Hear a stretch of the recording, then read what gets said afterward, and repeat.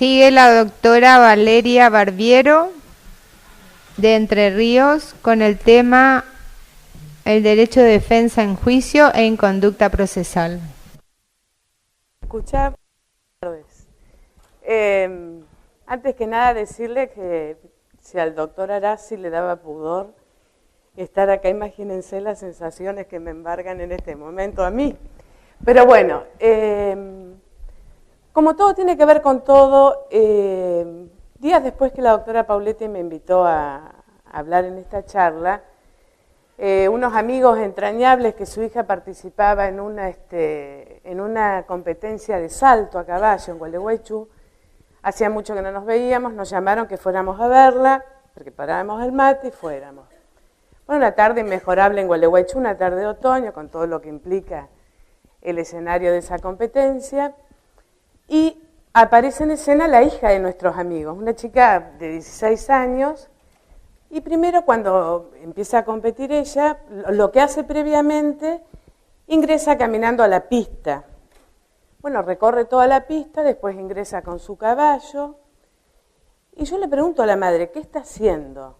Y está reconociendo la pista, está tomando las distancias, está mirando la altura de las vallas. ¿Y por qué entra con el caballo? Porque después lo hace con el caballo para que el caballo haga el mismo reconocimiento. Bueno, saltó, la verdad que con una serenidad, un conocimiento de lo que hacía. El resultado fue que Juanita ganó la competencia.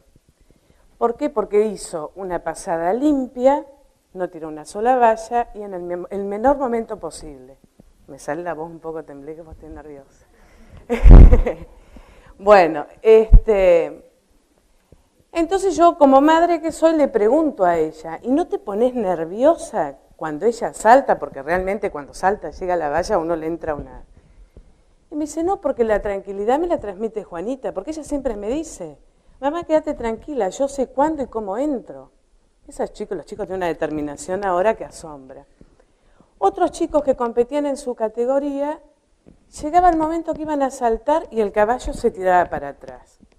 En mi ignorancia supina, pero gustándome mucho los caballos, me interesé por el tema y le pregunté, ¿por qué frena el caballo? Y me dice, porque se le negó. ¿Y en qué va que se le niega el caballo? Y va en el jinete. ¿Pero cómo va en el jinete? Y en el impulso que le dé.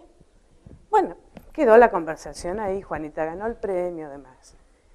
Al otro día, domingo, me pongo a ver cómo encaraba la charla y dije, Juanita, no pretendo ser como Juanita, que es rubia, alta, esbelta y con 16 años, pero yo dije, si ella ganó la competencia, porque lo hizo en el menor tiempo posible y en una pasada limpia, sin tirar una sola valla, lo traslado al juez. Y hoy hablo como juez porque, bueno, es lo que soy, es lo que más o menos sé hacer, y me pareció súper interesante trasladarlo al proceso.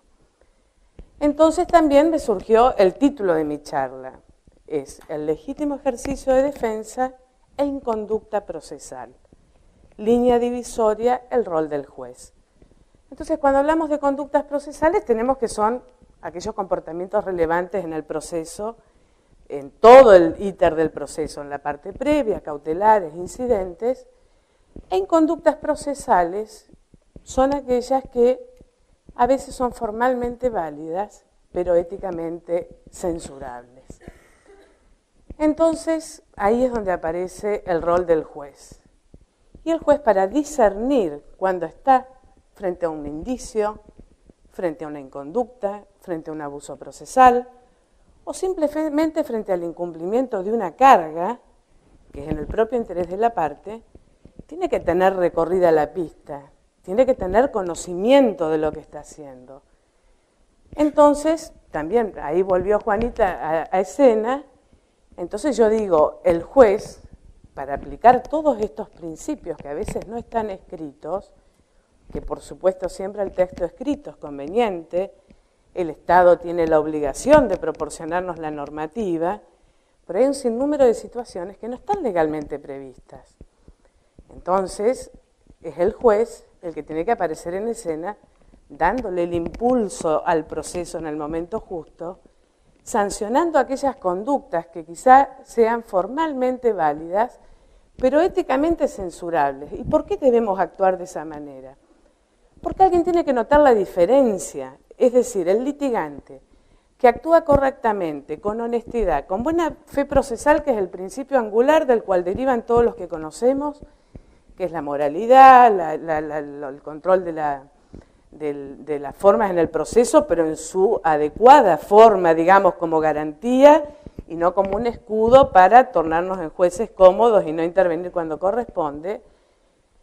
Justamente eso necesita que el juez tenga un conocimiento acabado de los hechos, que tenga un razonamiento jurídico efectuado de las normas aplicables a ese proceso y un compromiso personal e institucional de que está desempeñando una de las funciones del Estado, que está llamado a aplicarlas en forma imparcial, independiente y todo lo que sabemos también.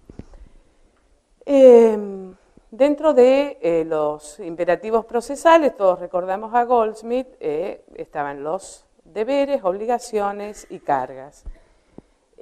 Los códigos generalmente cuando regulan las consecuencias de ciertos actos se refieren a las cargas. Es decir, ejemplo típico, quien no concurre a una audiencia preliminar no tiene la obligación de concurrir, pero obviamente estará perjudicado con su no concurrencia, lo que se resuelva allí quedará firme, es irrecurrible, queda notificado, y como eso un montón de ejemplos. Ahora, cuando no está regulado, es ahí donde aparece el rol protagónico del juez, director del proceso.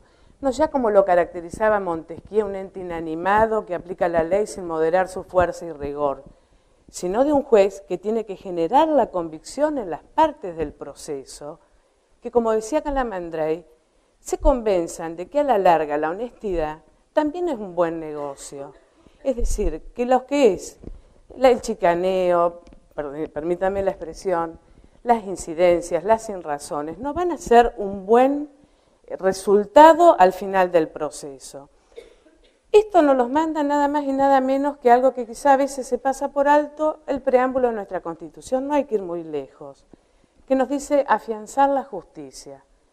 Afianzar la justicia, entre otras cosas, es respetar, como dice el artículo 16, la igualdad entre la ley. Si yo no sanciono una inconducta procesal grosera, si no tengo la capacidad de discernir hasta dónde llega una legítima defensa y hasta dónde llega un abuso procesal y sancionarlo, estoy perdiendo la oportunidad, primero, de no efectuar una conducta ejemplar, en el sentido de que aquella parte que actuó correctamente, el letrado que actuó correctamente, vea que su actuar tiene un reconocimiento y que no se mide con la misma vara que al pleitero o al chicanero o al que hace todas las cuestiones para obstruir el proceso o está esperando que se le pase al juez o a la contraparte para hacer alguna incidencia.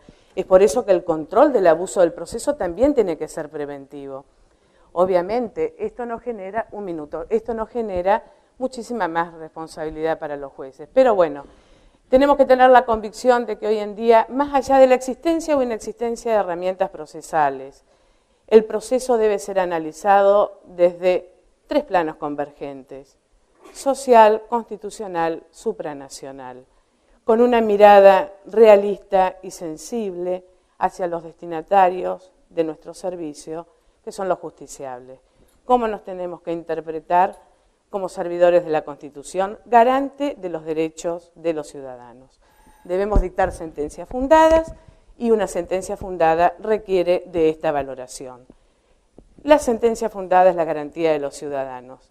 Lo contrario, en actuar contrario, lo mismo de los letrados que colaboran con el juez en la búsqueda de la verdad, es nada más y nada menos que la privación de justicia. Muchas gracias.